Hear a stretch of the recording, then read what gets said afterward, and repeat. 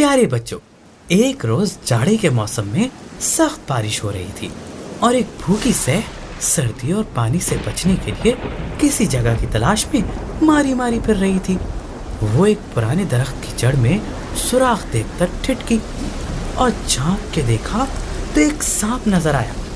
सैह ने गिड़गिड़ा कर कहा, भाई साहब, मुझे बहुत सर्दी लग रही है, मैं भूखी भी हूँ, क्या आप मुझे अपने मकान में जगह देंगे?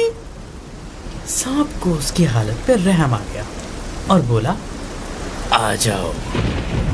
सैह अंदर चली गई और आराम से एक तरफ बैठ गई। सांप ने उसे खाने को भी दिया। थोड़ी देर बाद जब सैह के जिस्म में गर्मी आ गई तो वो सांप के बिल में इधर उधर फिरने लगी। सैह के जिस्म पे कांटे होते हैं, वो कांटे सांप के बदन पे चुभे तो उसे बहुत तकलीफ हुई, मगर वो नरमी से कहने लगा, बहन, बारिश थम गई है, अब अगर आप यहाँ से चली जाओ, क्योंकि इस सुराख में हम दोनों के लिए जगह नहीं है और ये आपके कांटों से मुझे तकलीफ भी हो रही है।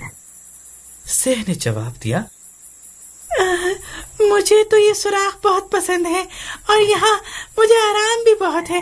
हाँ, अगर तुम चाहते हो तो शौक से जा सकते हो। सांप ने कहा, मुझे अफसोस है कि मैंने तुम्हें अंदर आने ही क्यों दिया।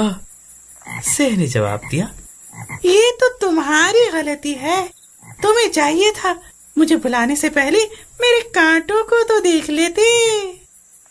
सच है बच्चों, बेसोचे समझे काम करने से हमेशा तकलीफ होती है।